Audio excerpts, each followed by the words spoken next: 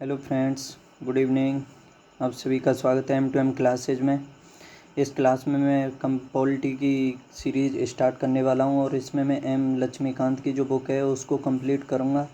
आज इसकी पहली क्लास लेकर के आ गया हूं मैं, जिसमें आज हम इसके जो पहला चैप्टर है ऐतिहासिक पृष्ठभूमि या हिस्टोरिकल बैकग्राउंड के बारे में जानेंगे कि कैसे संविधान का विकास हुआ, क्या पृष्ठभूमि थी उसकी, और भारत का जो संवैधानिक विकास है यानी कॉन्स्टिट्यूशनल डेवलपमेंट ऑफ इंडिया अच्छे से समझेंगे इसमें।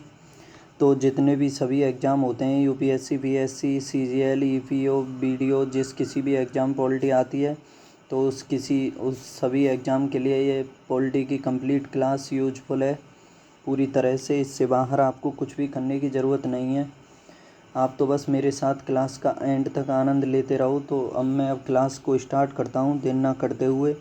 ऐतिहासिक पृष्ठभूमि चैप्टर फर्स्ट है, तो आप सभी मेरे साथ साथ देना इस क्लास का, ठीक है। तो अब स्टार्ट करता हूँ। इसमें पहले देखते हैं कि भारत में जो संवैधानिक विकास हुआ था उसकी नींव कैसे जमी, कैसे हुआ, क्या क्या प्रक्रिया रही, सब कुछ जानते हैं इसमें।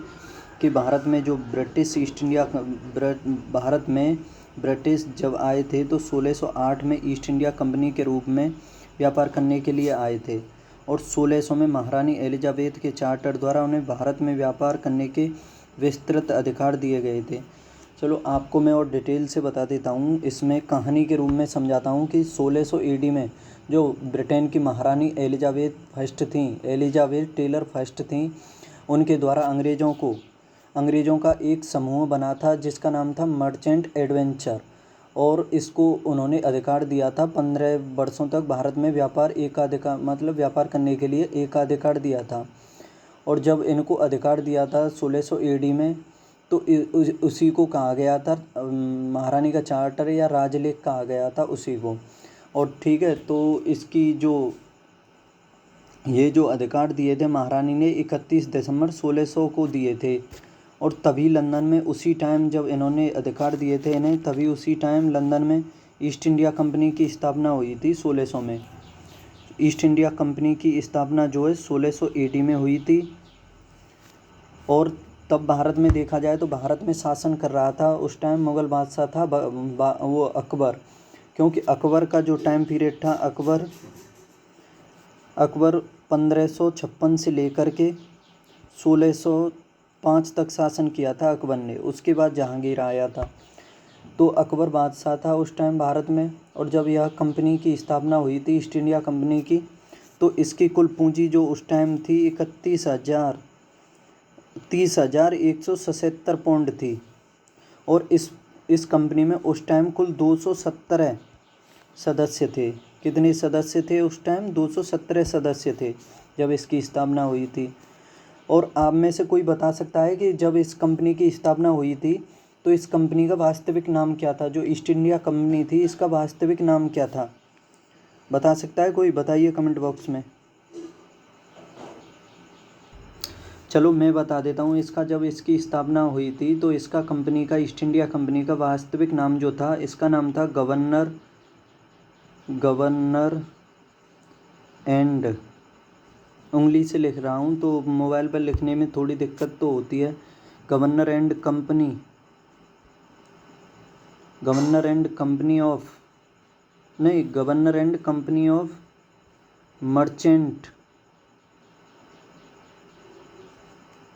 मर्चेंट्स ऑफ लंदन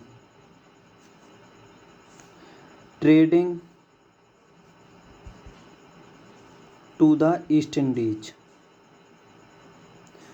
तो याद रखना, इसका वास्तविक नाम था governor and company of merchants of London trading to the East Indies. और इसमें जो पद थे वो सर्वोच्चता के आधार पर थे, जिसमें सबसे ऊंचा पद होता था वो गवर्नर का होता था। उसके नीचे होता था, गवर्नर का सबसे ऊपर होता था, गवर्नर के नीचे उप गवर्नर होता था, और इसके नीचे इसकी परिषद होती थी।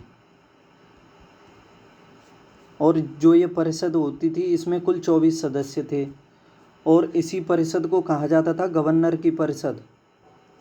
ये जो परिषद 24 सदस्यों की होती थी, इसी परिषद को गवर्नर की परिषद कहा जाता था।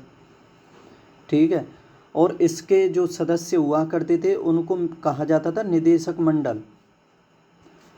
तो ये कुछ महत्वपूर्ण तथ्य मैंने आपके सामने बताए। चलो और बताता हूँ इसमें कि अकबर के बाद जो शासक बना वो जहांगीर बना। मैंने बता दिया आपको, जहांगीर बना अकबर के बाद, और यह बना था 1605 से लेकर के 1627 तक। और जहांगीर के शासनकाल में ही सबसे पहला अंग्रेज आया था विलियम हॉकिंस। 1608 में आया था ये विलियम हॉकिंस जो आया था 1608 में, और यह समुद्री मार्ग से आया था। समुद्री मार्ग से ये विलियम हॉकिंस आया था भारत में। और कोई बताओ मुझे कि जो ये विलियम हॉकिंस आया था जिस जहाज़ से आया था उस जहाज़ का क्या नाम था? बताओ कमेंट बॉक्स में बताइए। जो विलियम हॉकिंस आया था, जिस जहाज़ के द्वारा आया था ये, उस जहाज़ का नाम क्या था? तो आपको बता दूं, उस जहाज़ का नाम था हेक्टर, या उसे रेड ड्रैगन भी कहा जाता था, रेड ड्रैगन। और यह जो ब्रिटेन के महाराजा थे, महाराजा किंग जेम्स फर्स्ट का प्रतिनिधि बन करके आया था।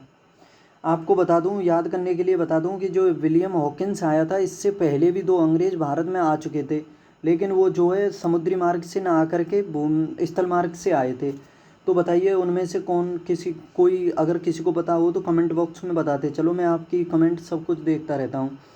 तो मैं बता दूं, इससे पहले 1597 अकबर के टाइम में आया था जॉन मिल्डेन हॉल आया था 1597 में। और उसके बाद कुछ इतिहासकार कहते हैं कि एक रॉल्फ फिंच नाम का, यानी इतिहासकार क्या, अकबरनामा जो अबुल फजल ने लिखा था, अकबरनामा नहीं, अकबर ने ही लिखा था अकबरनामा, तो सॉरी अब अकबरनामा लिखा था अबुल फजल ने, और बाबरनामा लिखा था खुद बाबर ने। कन्फ्यूज हो गया था मैं बाबरनामा और अकबरनामा में। ठीक है, तो इसके अनुसार आया था अंग्रेज रॉल्फ फिंच। क्या नाम था उसका? Ralph Fitch. ये अकबरनामा के अनुसार दिया हुआ है कि बाबर, इससे विलियम हॉकिंस से पहले ये अंग्रेज 2 आए थे।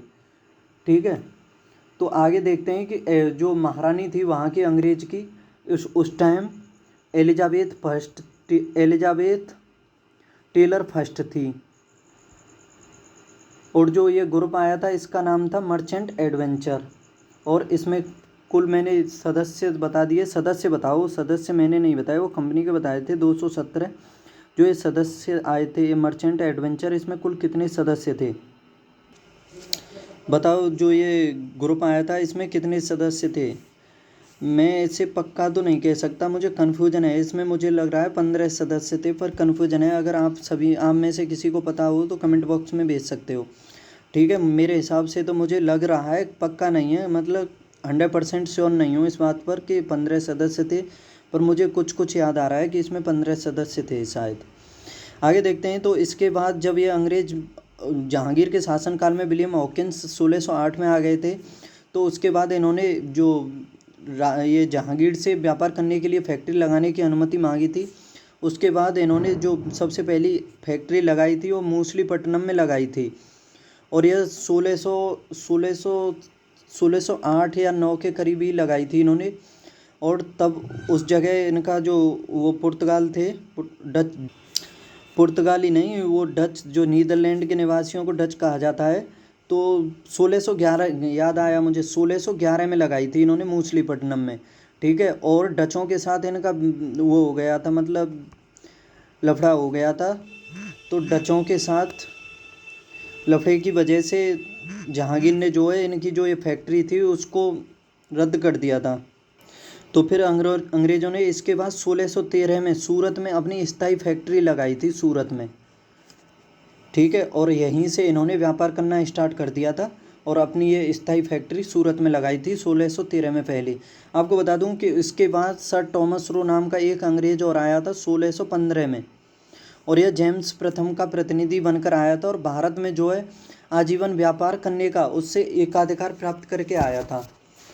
और इसके बाद देखते हैं, इसके बाद अंग्रेज़ों ने 3 प्रेसिडेंसियों की भारत में स्थापना की थी, जिसमें पहली थी मद्रास प्रेसिडेंसी, यानी भारत में सबसे पहली जो प्रेसिडेंसी बनी थी वो मद्रास प्रेसिडेंसी बनी थी, जिसका इन्होंने विकास किया था 1640 AD में। उसके बाद स्थापना की थी इन्होंने 1668 से 77 के बीच में की थी बम्बई प्रेसिडेंसी की।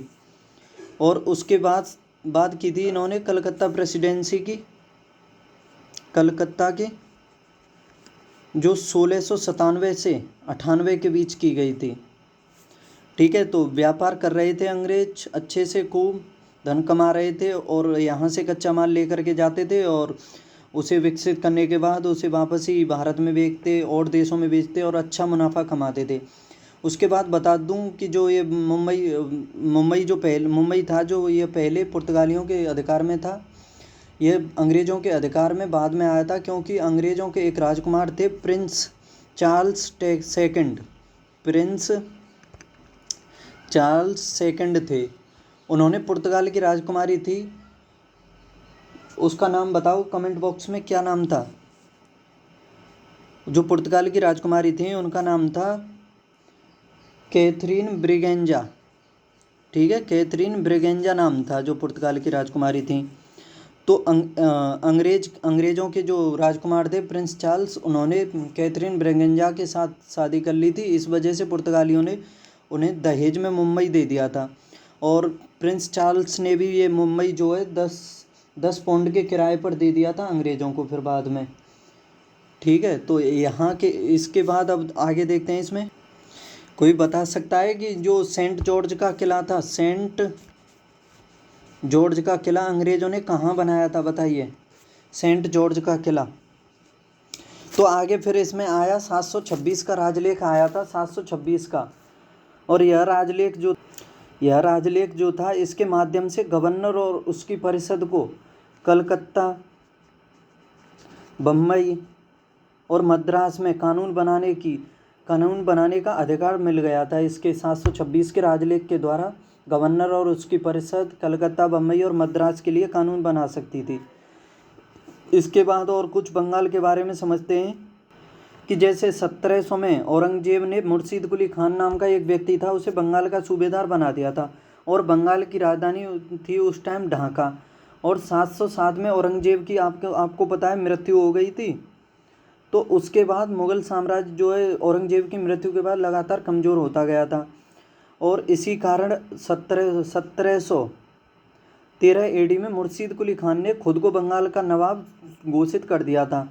ठीक है, क्योंकि मुग़ल बादशाह की स्थिति कमज़ोर होती गई और उसने फिर बंगाल का खुद को नवाब घोषित कर दिया था और अपनी राजधानी को भी उसने चेंज कर दिया था, ढाका से ले गया था वो मुर्शिदाबाद। और यही बंगाल का प्रथम नवाब बना था जिसने शासन किया था बंगाल में 1713 से लेकर के 1727 तक। और फिर इसके बाद अगला नवाब बना था इसकी मृत्यु के बाद शुजाउद्दीन। इसने शासन किया था 1727 से लेकर के 1739 तक। और फिर इसके बाद बना था आगे सरफराज खान बंगाल का अगला नवाब बना था, तीसरा नवाब था ये 1739 से 1740 तक। 1739 से 1740 तक नवाब बना था सरफराज खान। इसमें बता दूं कि सरफराज खान का एक सेनापति था जिसका नाम था अलीवर्दी खान, और इस अलीवर्दी खान ने सरफराज खान के खिलाफ विद्रोह कर दिया था। सरफराज खान का सेनापति अलीवर्दी खान था और उसने सरफराज के खिलाफ विद्रोह कर दिया था। तो इन दोनों के बीच विद्रोह के कारण 1740 में एक घेरिया नाम का प्रसिद्ध युद्ध लड़ा गया था। घेरिया का युद्ध के नाम से जाना जाता है इसे। और इसमें अलीवर्दी खान ने सरफराज खान को पराजित कर दिया और उसकी हत्या कर दी थी, जिसके बाद फिर उसने बंगाल के शासन को अपने कब्जे में ले लिया और इसने शासन किया था अलीवर्दी खान ने 1740 से लेकर के 1756 AD तक। ठीक है, और यही जो अलीवर्दी खान है, अलीवर्दी खान यही बंगाल का सबसे महान नवाब कहलाता है। और इसी ने अंग्रेज़ों को इसी ने कहा था कि अंग्रेज़ मधुमक्खी के समान है। मतलब इनके साथ जितना प्रेम से रहोगे उतना फ़ायदे में रहोगे, अगर इनके खिलाफ जाओगे तो नुकसान ही पाओगे, यह उसको मतलब सब तरह से नष्ट कर देंगे। और इसके बाद इसका पोता या नाती था सिराजुद्दौला। सिराजुद्दौला, आपने इसके बारे में बहुत अधिक पढ़ा होगा।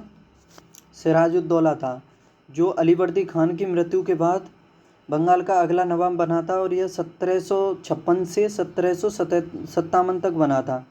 आपको बता दूं, ये जो सिराजुद्दौला है जिस टाइम बंगाल का नवाब बना था उस टाइम इसकी आयु थी ओनली 23 वर्ष का था ये। और आप हिसाब लगा सकते हो कि 1757 का जो प्लासी का युद्ध हुआ था तो उसमें इसकी मृत्यु हो गई थी। 1757 के प्लासी के युद्ध में रॉबर्ट क्लाइव के खिलाफ लड़ते हुए इसकी मृत्यु हो गई थी। तो 23 वर्ष में 56 में ये नवाब बना, 57 में इसकी मृत्यु हो गई। तो कॉमन सेंस यूज करके हिसाब लगा सकते हो कि 24 वर्ष की आयु में सिराजुद्दौला की मृत्यु हो गई थी। आगे देखते हैं कि फिर इसके बाद अंग्रेज़ों ने इसके बाद जो ये नवाब था, इसके बाद अंग्रेज़ों ने कलकत्ता की किलाबंदी स्टार्ट कर दी थी। ठीक है, कलकत्ता की किलाबंदी की स्टार्ट कर दी थी। और यहीं पर कलकत्ता में अंग्रेज़ों के द्वारा बनवाया गया था एक फोर्ट विलियम का किला था, फोर्ट विलियम। और उसी टाइम फ्रांसीसियों ने चंद्रनगर की भी किलाबंदी स्टार्ट कर दी थी। यानी कलकत्ता की किलाबंदी तो अंग्रेज़ों ने स्टार्ट कर दी और फ्रांसीसियों ने चंद्रनगर की। और इसके बाद जब बंगाल के नवाब सिराजुद्दौला ने यह सब देखा तो वो बहुत क्रोधित हुआ और अंग्रेज़ों से किलाबंदी बंद करने की भी कहा। उन्होंने इस बात को नहीं माना तो उसने कलकत्ता के कासिम बाज़ार पर आक्रमण कर दिया और अंग्रेज़ों को पराजित करके कलकत्ता पर फिर से अधिकार कर लिया। और कलकत्ता का नाम बदल कर रखा था अलीनगर,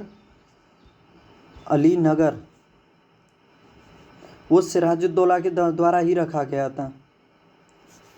ठीक है, पूछा जाता है क्वेश्चन में कि अलीनगर का नाम किसने रखा था, कलकत्ता का नाम अलीनगर किसके द्वारा रखा गया था।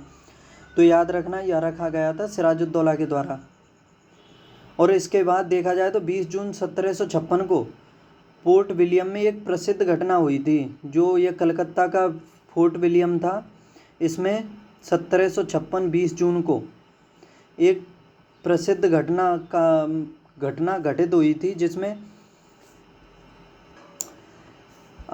सिराजुद्दौला ने जब कासिम बाज़ार पर आक्रमण कर दिया, अंग्रेज़ों को हरा दिया था, तो उसके बाद इसने 123 अंग्रेज़ों को एक काल कोठरी के नाम से एक कोठरी प्रसिद्ध थी, मतलब काल कोठरी तो वो बाद में नाम पड़ा, उनको एक कोठरी में बंद कर दिया था। ठीक है, 123 अंग्रेज़ों को, और इसको 2 दिन बाद खोला था। जब 2 दिन बाद सिराजुद्दौला ने इस कोठरी को खुलवाया था तो उसमें कुल इसने 146 अंग्रेज़ बंद किए थे। तो 2 दिन बाद देखा था तो इसमें 123 अंग्रेज़ों की मृत्यु हो गई थी और इसमें 23 बचे थे जीवित। तो इसी वजह से जैसे इसमें 123 अंग्रेज़ों की मृत्यु हो गई, इसी कारण इसका नाम काल कोठरी पड़ गया था। और इसमें एक व्यक्ति था जो बचा था 23 व्यक्तियों में, विलियम होलवेल था जिसका नाम। यही आगे चल करके अंग्रेज़ों का जो बनेगा या अंग्रेज़ों का कार्यवाहक गवर्नर बना था, क्योंकि रॉबर्ट क्लाइव इंग्लैंड वापस चला गया था तो यह कुछ महीनों के लिए कार्यवाहक गवर्नर बना था विलियम हॉकिंस, ये होलवेल जो है विलियम होलवेल। आगे चल करके आगे देखते हैं इसमें।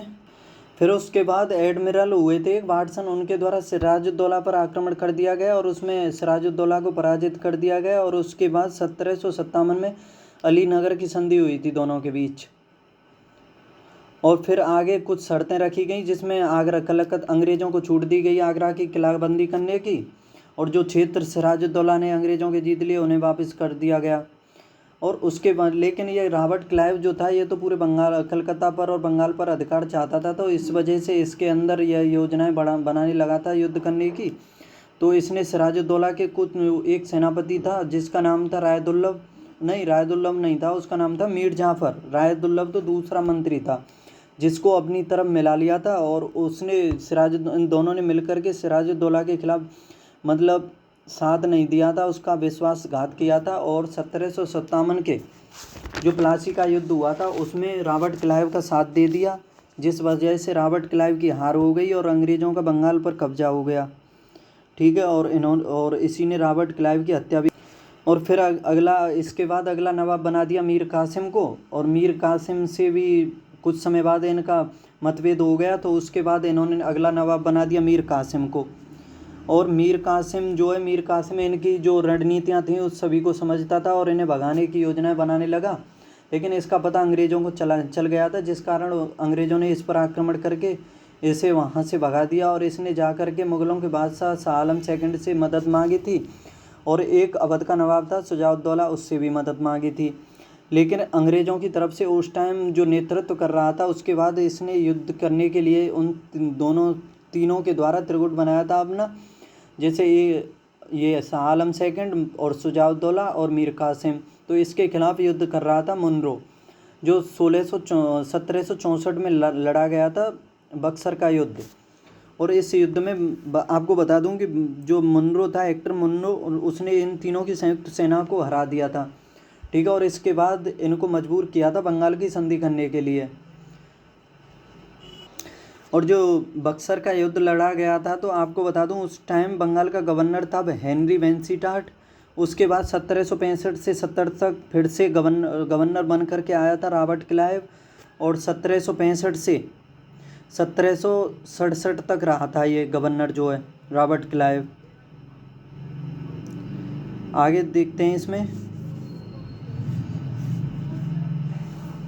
और आपको बता दूं कि 1765 से लेकर के 72 तक रॉबर्ट क्लाइव के द्वारा द्वैत शासन लगाया गया था पूरे बंगाल में। और जो बंगाल पूरा कभी अमीर राज्य कहा जाता था, अमीर क्षेत्र था बहुत, उसे इसने खोखला कर दिया था, यानी भारत को बंगाल क्षेत्र को पूरी तरह से लूटा था। और तभी भारत इसी घटना को, यानी इन 7 वर्ष की घटना को कहा गया था भारत की लूट।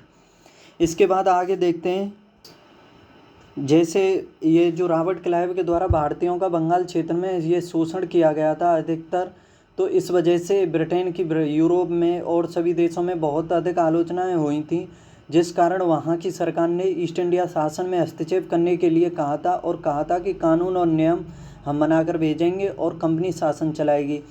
तो इसके बाद सरकार ने यहाँ पर आकर के पहले द्वैत शासन का अंत किया था। फिर उसके बाद जो 1772 में बंगाल का गवर्नर भेजा था, अगला रॉबर्ट क्लाइव के बाद वॉरेन हेस्टिंग्स को भेजा, और इसने आते ही द्वैत शासन को ख़त्म कर दिया था वॉरेन हेस्टिंग्स ने। तो आपको बता दूं, फिर यहीं से भारत का जो है संवैधानिक विकास स्टार्ट हो जाता है, और इस संवैधानिक विकास के अंतर्गत कंपनी के अधीन शासन जो है 1773 से 1857 की शुरुआत हो जाती है। ठीक है, तो यहीं से जो है कंपनी के अंतर्गत शासन की स्टार्ट।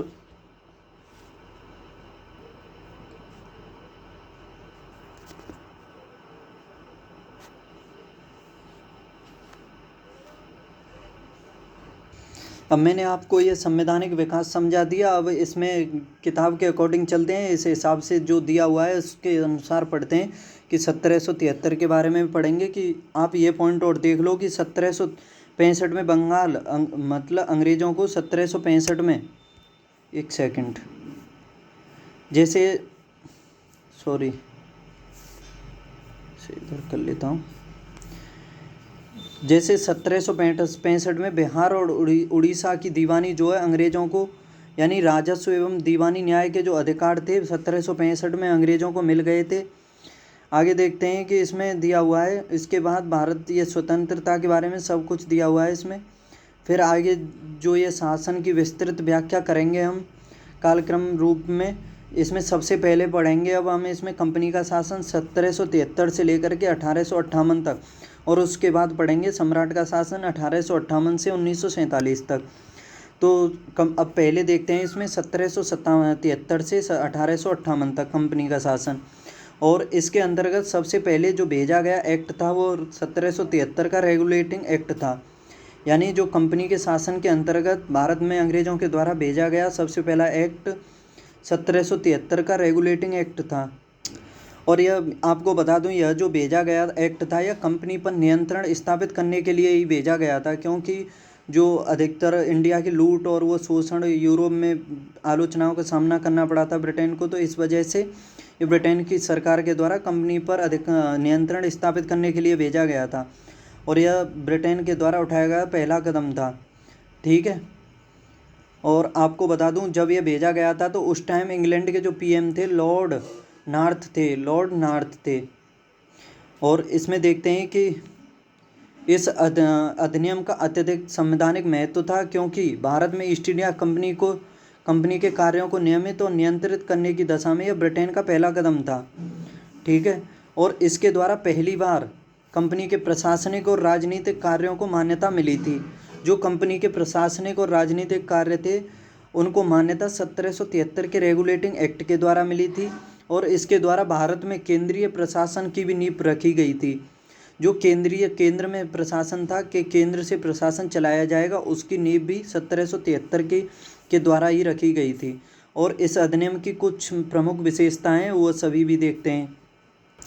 इसमें पहली विशेषता देखते हैं कि इस अधिनियम के द्वारा ही जो बंगाल का गवर्नर हुआ करता था उसी को बंगाल का गवर्नर जनरल कहा जाने लगा था और यह पहला बना था वॉरेन हेस्टिंग्स। ठीक है, और इसकी सहायता के लिए 4 सदस्यीय कार्यकारी परिषद का भी गठन किया गया था।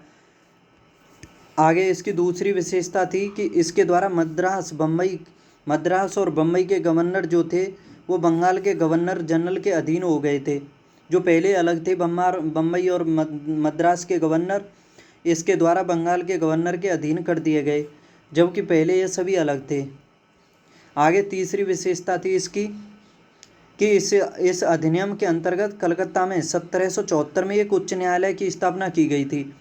जो इस अधिनियम के अंतर्गत जो कलकत्ता का उच्च न्यायालय बना था वो 1774 में बना था और इसमें एक मुख्य न्यायाधीश था और 3 अन्य न्यायाधीश थे। बताओ जो मुख्य न्यायाधीश था उसका नाम क्या था? आपको बता दूं कि जो 3 मुख्य न्यायाधीश थे, 3 अलग न्यायाधीश थे। उसमें पहला था लॉर्ड हाइड, दूसरा था उसमें लॉर्ड चैम्बर्स और तीसरा था इसमें लॉर्ड लिमेस्टर था ये तीसरा।